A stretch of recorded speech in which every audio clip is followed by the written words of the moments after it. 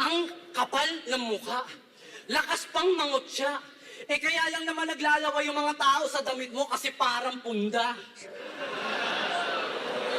Oo nga, ano? Isuot na kayo mga kapunda. Yung mga damit nito, ang tataas ng presyo. Akala mo pang rental. Kung si Omar merong high mind, siya naman merong punda mentals. Uy! Ganda na! Gina- Kung paano niya naisip yun Parang tawag dito yung kay Six Threat, yung J Black Pistol Lanceta. Pag nahanapan ng, yung black.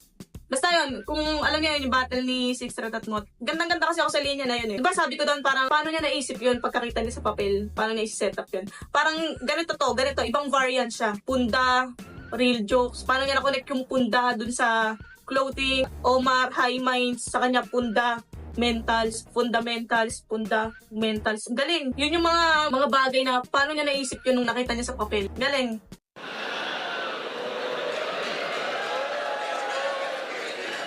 Yung mga damit nito, ang tataas ng presyo.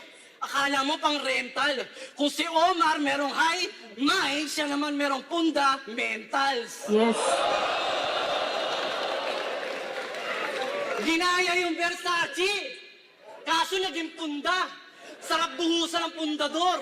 Sakto pag ginawang basahan, Versace on the floor. Yes, yung pa isa Trip na trip ko yun sa yung sa fundamentals, kung punda yung damit mo, fundamentals.